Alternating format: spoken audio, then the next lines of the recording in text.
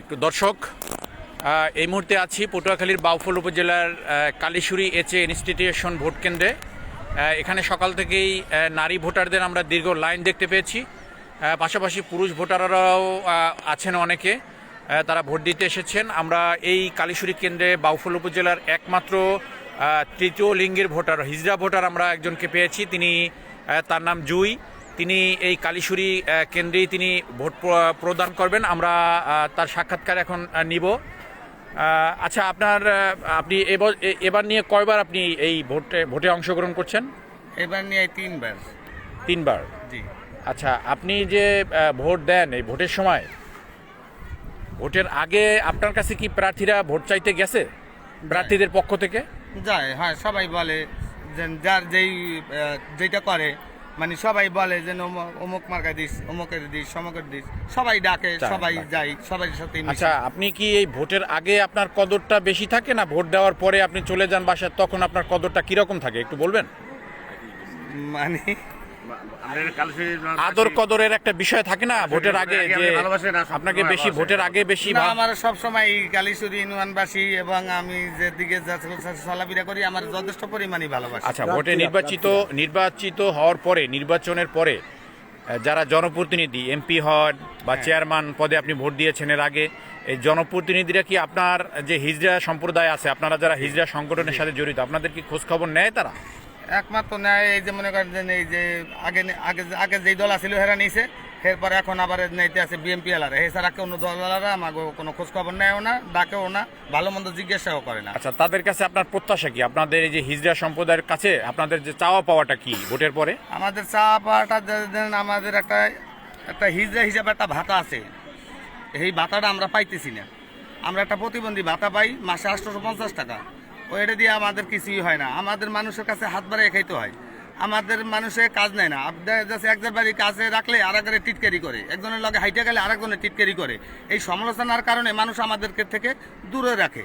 এ লেগে আমাদের সমাজ আমাদের ইসালে রাখতে হয়, মানুষের কাছে বাধ্যতামূলক যে হাত পাততে হয়, নাহলে আমরাও চাই না যেন হাত পাইতে মানুষের কাছে খাই। কারণ হাত পাতাটা এমনই নিম্ন যে বাড়ায় একমাত্র এই বোঝে কষ্ট, কিন্তু এটা কেউই বুঝতে চায় না। কিন্তু আমার কাজে রাখতে পারে, ভালো একটা কর্ম দিতে পারে, কিংবা করতে পারবো, কিন্তু সবাই আর কি সমালোচনা করে দূরে দ্বিধাবাদ করে রাখে। কেউ মিশতে চায় না, কেউ চলতে চায় না। এমনি দেখা যাচ্ছে রাজনীতির ক্ষেত্রে এই বিএমপি আসার পর থেকে দেখা যাচ্ছে হেরা আমাদেরকে একটু খোঁজখবর নেয়, ভালো মন্দ জিজ্ঞাসা করে। এই হ্যাঁ, নাইলে আমরা কোনো সাহায্য সহযোগিতা ওই রকম একটা আজ পর্যন্ত কিছুই পাইনি, এত বছরে পাই। নির্বাচনের পর সামনের দিকে যদি কপালে থাকে, ভাগ্যে থাকে, যদি দেয়, যেই আসুক, যদি দেয় তাই তো আমরা পাবো। আপনারা কি সাহায্যের উপর নির্ভরশীল? আপনারা কি এই যে বিগত দিনে যারা নির্বাচিত হয়েছেন, চেয়ারম্যান, মেম্বার, এমপি, এর কি আপনারা যারা হিজড়া সম্প্রদায় আছে, আপনারা কি সাহায্যের উপরে নির্ভরশীল? এই সাহায্য দিয়ে চলেন নাকি না? হাটে বাজারে কালেকশন করি, আর মানুষের বিয়ে বা হইলে নাইসা গাইয়া একটু বকশিস আনি, নতুন বাচ্চা জন্মগ্রহণ করলে হেনে নাইসা গাইয়া একটু বকশিস আনি, এগুলো দিয়েই চলি। এছাড়া আমাদেরকে কোনো মেম্বার তরফ থেকে, চেয়ারম্যানের তরফ থেকে আমাদের কোনো সাহায্য সহযোগিতা দেয় না। আচ্ছা, এখন আপনারা যে নতুন একটি বাংলাদেশ আগামীতে যে নির্বাচিত হবে, সামনের দিকে যে সরকারি গঠন করুক, আপনারা কি এই সাহায্যের উপরে নির্ভরশীল থাকতে চান, আপনারা কাজ চান, কর্ম চান? আমি চাই যেন আমি আমার নিজের ক্ষমতায় আমি নিজে কিছু কইরা যেন চলতে পারি, মানে মানুষের কাছে যেন হাত যেন আমার না বানানো লাগে। আচ্ছা, এই প্রত্যাশা নিয়ে আপনি কি আগামীতে আপনার পছন্দের প্রার্থীকে আপনি সেই নির্বাচিত করতে চাচ্ছেন আগামীতে ভোট দিতে আসছেন? আচ্ছা, আপনার জন্য শুভকামনা থাকলো। দর্শক, আমরা কথা বলছিলাম বাউফল উপজেলার একমাত্র হিজড়া ভোটার এই জুই আপার সাথে। আচ্ছা, আপনাদের মধ্যে কিন্তু একটা বিষয় কথা আছে যে আপনারা অনেকে, আপনাদের মধ্যে যারা অনেকে নারী আছেন, কিন্তু বাট তারা পুরুষ হিজড়া সাজেন, আবার পুরুষ আছেন তারা নারী হিজড়া সাজেন। এই যে আপনাদের ব্যাপারে একটা অভিযোগ আছে, এটার ব্যাপারে আপনি কি বলবেন? এটার ব্যাপারে মনে করেন হনেন, এখন এটা হলে যার একটা খেসালো দেখা যাচ্ছে কি, এই দুনিয়াতে হাতের পাঁচ আঙ্গুল এক সমান না, তাই সব পুরুষের মধ্যেও এক সমান না, সব নারীর মধ্যেও এক সমান না, তাই বলে সব হিজড়াদের ভিতরে সব ক্ষেত্রে এক না। কেউ আছে পতিত হিজড়া, যাতে কাগজে কলমে সর্বক্ষেত্রেই সে হিজড়া।